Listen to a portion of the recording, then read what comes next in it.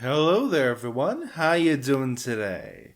I hope you're all well. Today we're going into r/AskReddit, where Reddit asks, dark web users of Reddit, was there ever a point in your use that you felt you were genuinely in danger? What happened? If you enjoy, like and subscribe, and maybe leave a comment with your thoughts or stories down below. Or if worse comes to worse, just leave an emoji to help me with the algorithm. Now, without further ado, let's get started, shall we?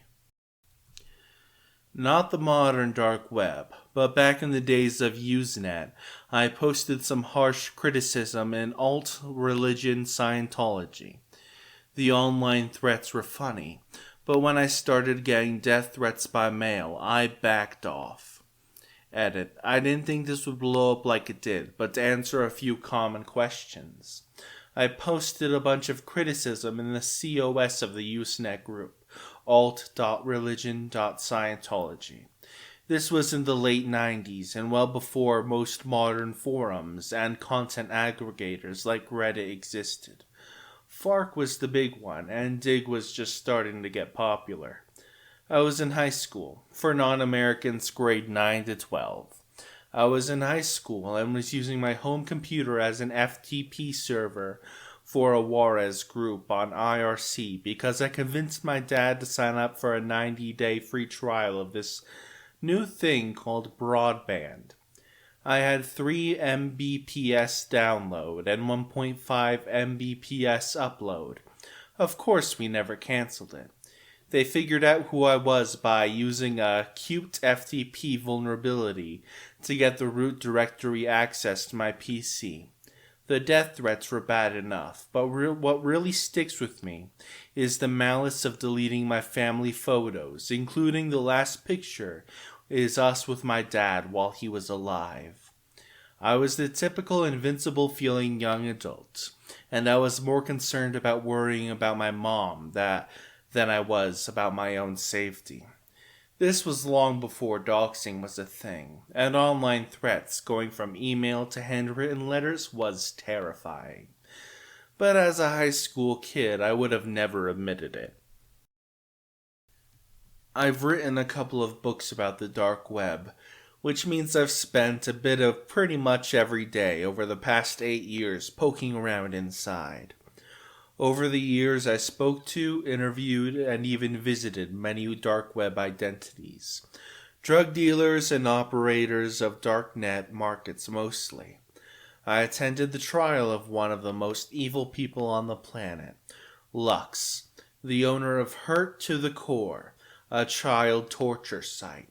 It turned out to be a friendless, unhappy kid who built his evil empire from his childhood bedroom, with his parents blissfully unaware of what was happening right under their noses. The only time I've ever felt slightly in danger despite all this nosing around in there was when I helped uncover a hitman scam. The owner of Bessa Mafia, the most profitable murder-for-hire site in history, came after me when I started writing about him. He made loads of threats. You don't know who I am, but I know who you are and where you live, and so on.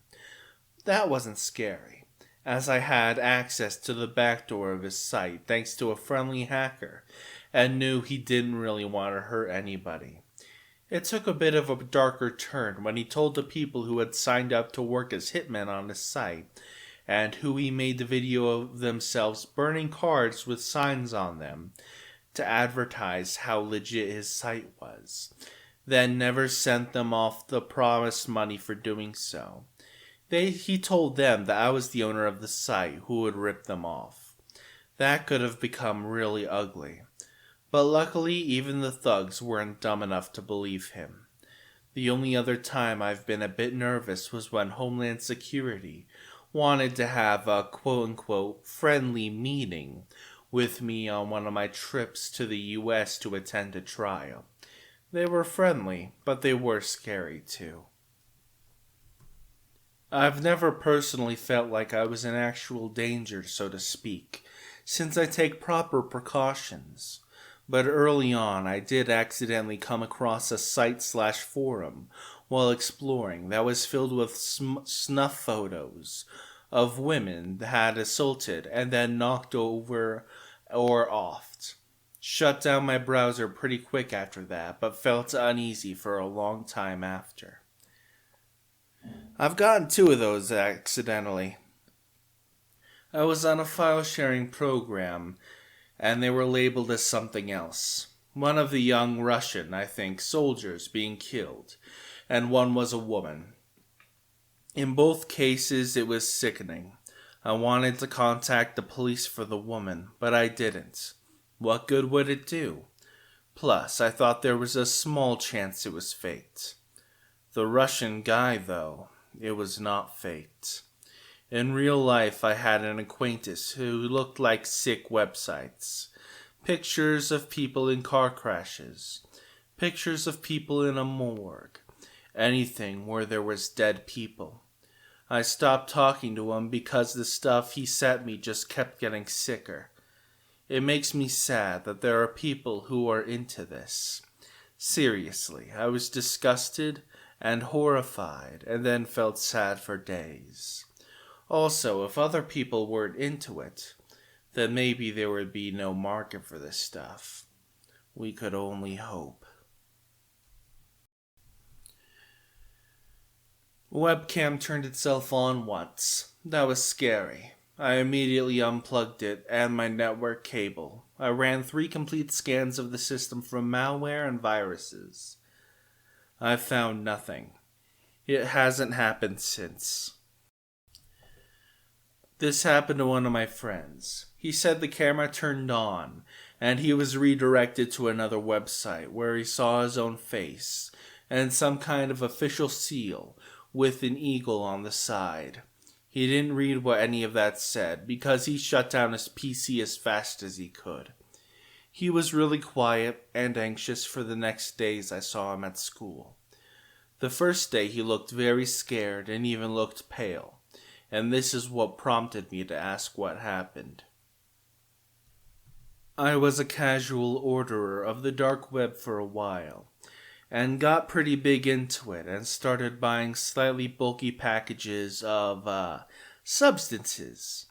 If you knew the markets for a while, then you would know one called Alphabet was the best Amazon of substances and fraud, would be its best description. However, it went down mysteriously one day, and everyone assumed the owners just scammed everyone for their Bitcoin.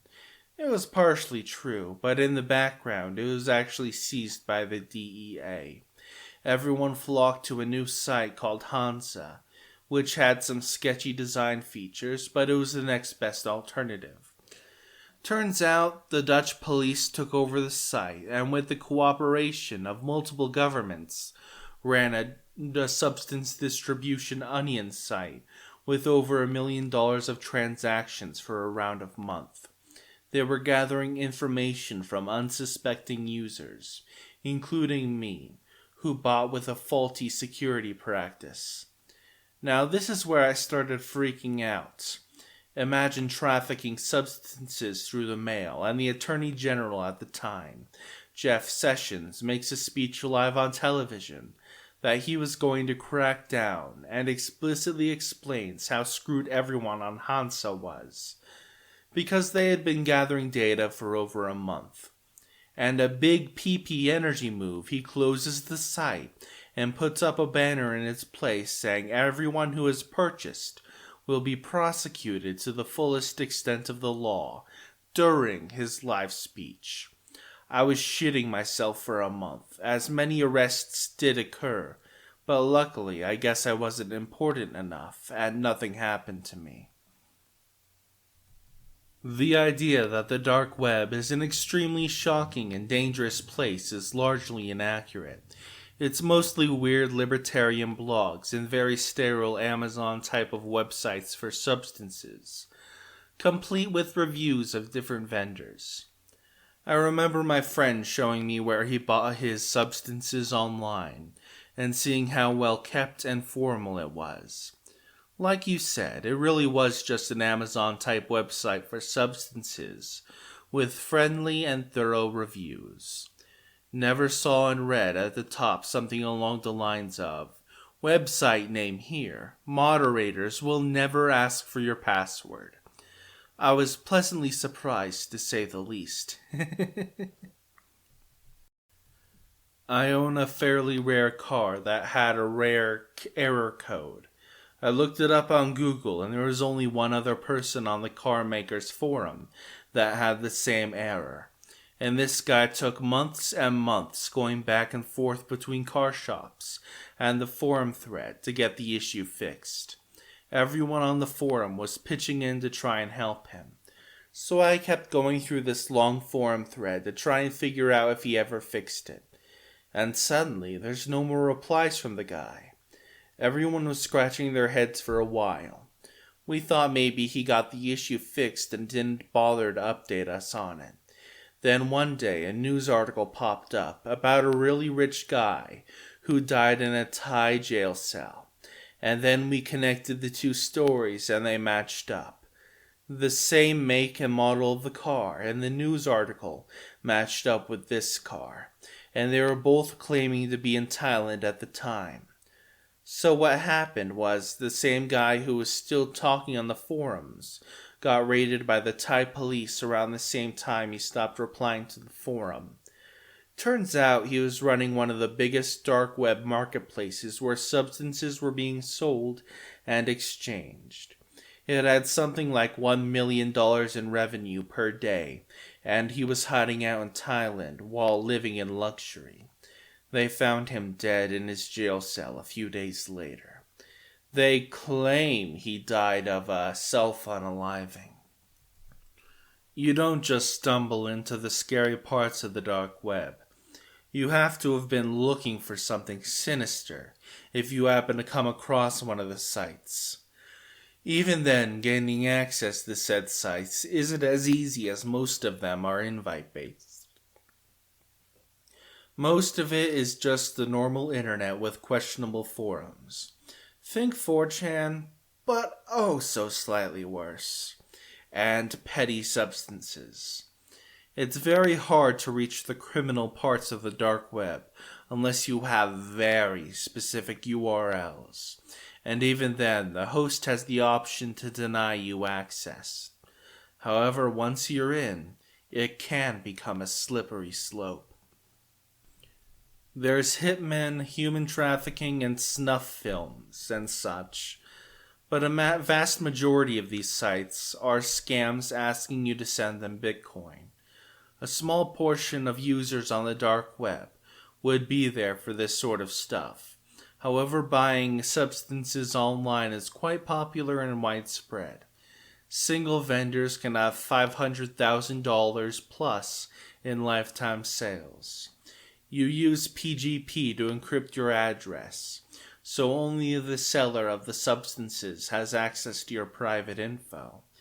If your package is seized, and they have no proof you ordered it unless they seized your computer and you have the information stored on it, you can use Tails plus USB to avoid this. Even if your packages get seized, you'll often get a love letter saying what they seized, and there is no follow-up after that. Okay, to end this off, be safe, boys and girls. Don't give out your information or communicate with others. And if you plan on purchasing anything, use a secure Linux OS like Tails. Use private keys. Connect to a public Wi-Fi spot, not your house. Encrypt all messages. Use multi-signature markets so your chances of losing your Bitcoin lessens. Escrow preferably. Never send your Bitcoins from a wallet attached to you directly to the seller. Tumble your coins first.